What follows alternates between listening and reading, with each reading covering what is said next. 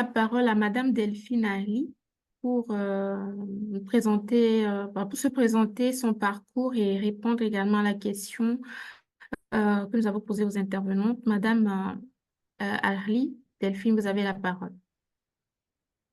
Merci beaucoup, Akotiwa. Merci à toutes. J'espère que vous m'entendez. Désolée, j'ai un mal de tête, mais je vais essayer de... Voilà.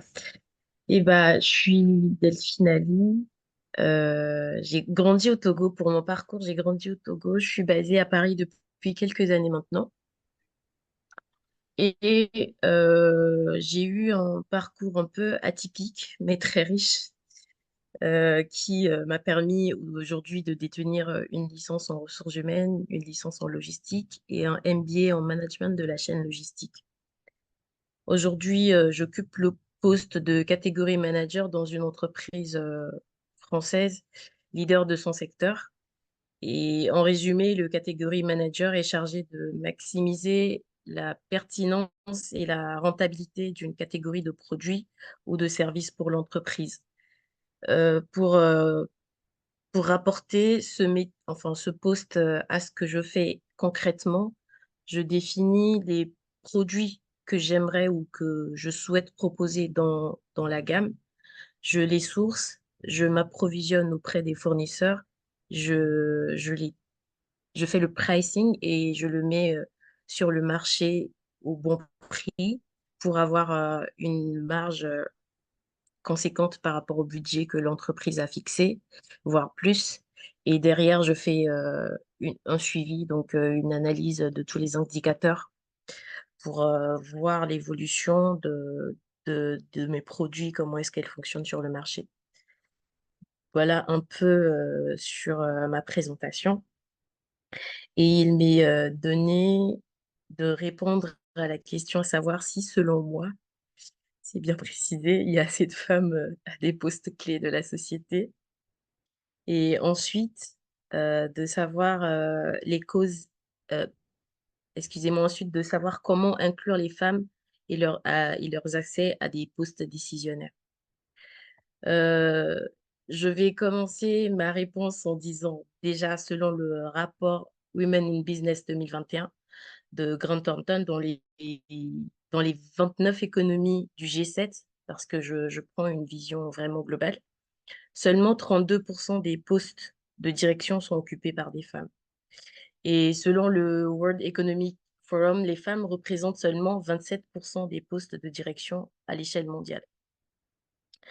J'ai commencé ma réponse par là pour qu'elle ne soit pas prise seulement pour une réponse venant d'une femme, mais qu'elle soit comprise dans le sens factuel. Aujourd'hui, il n'y a clairement pas assez de femmes à des postes clés de la société, mais cette absence a plusieurs causes. Je dirais, dans un premier temps, il y a des causes liées aux idées reçues qui sont ancrées dans nos têtes, hein. Je parle au sens général pour les femmes, et également des causes liées à la place que la société donne réellement à la femme. Si je pars dans un premier temps sur les causes liées aux idées reçues, je vais juste donner l'exemple du lancement de projet Suède, si je ne dis pas de bêtises, vous pouvez vérifier avec moi, mesdames. En novembre dernier, le Togo a lancé un programme pour l'autonomisation des femmes et le dividende démographique. Donc, ce programme a pour objectif d'améliorer l'accès des filles et des femmes à l'apprentissage, aux opportunités économiques, à l'utilisation des services de santé, ainsi qu'à renforcer les capacités institutionnelles du Togo en matière d'égalité des sexes. Et selon un rapport de l'Organisation internationale du travail, la part des femmes occupant des fonctions dirigeantes au Togo est de 70%. Le Togo met en place des fonds, des projets pour accompagner la femme dans son autonomisation. Mais dans nos idées reçues, nous n'avons pas, on ne nous donne pas assez de place dans nos idées reçues. Et surtout, si on ne va pas vers l'information, pour nous, la femme, on ne lui donne pas les mêmes chances d'égalité que l'homme. Donc c'était juste l'exemple que je donne. Moi, même moi, là, c'est en préparant la causerie débat que j'ai découvert qu'il y avait ce projet qui a été lancé en novembre 2023. J'en avais aucune idée. C'est juste pour donner l'exemple de l'idée reçue que nous avons toutes, sans exception. Je peux également donner, l'exemple des femmes qui ne postulent pas à des offres de travail.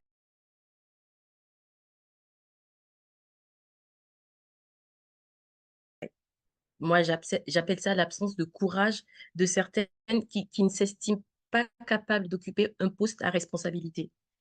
En fait, c'est cette absence de courage, je dirais, naît en grande partie de la préférence pour des fonctions qui permettent de concilier peut-être travail et vie privée, ou des femmes et de la difficulté de certaines femmes à s'identifier à des métiers traditionnellement masculins. Et la conviction peut-être que leur candidature ne sera pas retenue pour des emplois d'ordinaire, l'apanage des hommes. Tout ça, ce sont des idées reçues. Donc l'absence de courage fait que beaucoup de personnes ne postulent pas à des postes pour lesquels, bah, elles sont complètement qualifiées. Elles réduisent leurs chances de pouvoir accéder à ces postes-là. Je ne vais pas trop rentrer dans les détails ou m'attarder dessus. Donc, pour résumer cette première partie, je dirais sont en quelque sorte les causes liées aux idées reçues que les femmes ont elles-mêmes déjà de base. Et si je vais maintenant dans les causes liées à la place que la société donne réellement à la femme, certes, on voit une disparité. On voit cette disparité-là spécialement dans le côté salarial. À temps de travail égal, par exemple, le salaire moyen des femmes reste inférieur à 15% à celui des hommes. À temps de travail égal, à compétence égale, voilà, ça reste une réalité qui existe encore aujourd'hui. Et à côté de ça, on a le harcèlement sexuel au travail, on a la discrimination. Donc, il y a tous ces facteurs-là qui nous empêchent réellement aussi d'accéder à des postes clés dans la société. Pas plus tard que cette semaine, je suivais, une documentation, heu, un reportage sur YouTube, venant enfin le reportage était du Cameroun, où il y avait une fille qui témoignait, en anonyme, en disant, qu'elle a dû coucher avec toute sa hiérarchie pour garder son boulot, après 4 ans de chômage. Elle avait tellement peur de retourner dans la précarité, de retourner, bredouille sans avoir de quoi subvenir à ses besoins, qu'elle s'est dit: «Bah, si je n'accepte pas les avances de ma hiérarchie, bah, je vais perdre mon boulot». Donc ça, c'est un exemple, que je peux encore donner de ce côté-là. Donc je dirais que c'est un tout. Il y a les freins qui sont naturellement là, que la société met en place vis-à-vis de nous, et il y a les freins que nous nous donnons nous-mêmes.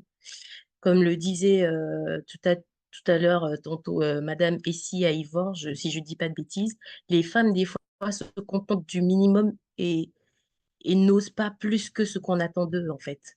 Donc ça aussi, c'est un frein. En plus de ce que la société elle-même nous met déjà, ça aussi, c'est un frein que nous nous mettons également.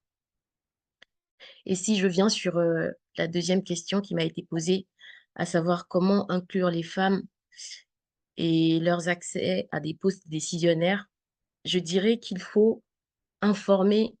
D'un autre côté, ça revient, il faut qu'on s'informe le plus possible, qu'on s'informe sur ce qui a été mis en place pour nous, ce qui est les facilités qu'on met pour qu'on puisse accéder à des postes de décision.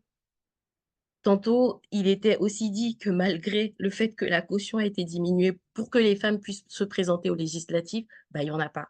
Il y en a bah, quand je dis: «Il y en a pas», c'est un peu, imagé, mais il y en a pas, quoi. Et aussi, le Togo a réservé un quota de 25 de marché public aux femmes entrepreneurs, mais combien sont au courant qu'il y a 25 de marché public qui sont réservés, aux femmes. Bah, je l'ai trouvé aussi dans mes recherches. Je vais pas être hypocrite, je le savais pas. Je l'ai trouvé aussi quand je faisais mes recherches. Donc ça, c'est aussi un autre exemple. Et il y a déjà la promotion et l'inclusion de la femme dans la société qui se fait. Certes, il faut beaucoup communiquer dessus pour que l'information passe aux bonnes personnes parce que, peut-être que la génération change, que nos mamans n'ont pas forcément été à l'école pour avoir accès à ces informations-là aussi facilement. Mais la génération d'aujourd'hui, bah, la génération hybride qui monte aujourd'hui, elle a la possibilité d'aller vers l'information et il faut aussi que les actions qui sont mises en place, qu'il y ait beaucoup de communication dessus pour que l'information arrive à la bonne personne. Ça ne sert à rien de mettre en place un fonds ou de mettre en place un projet et que la personne à qui est destiné le projet n'en a aucune idée, ça ne portera jamais de fruits.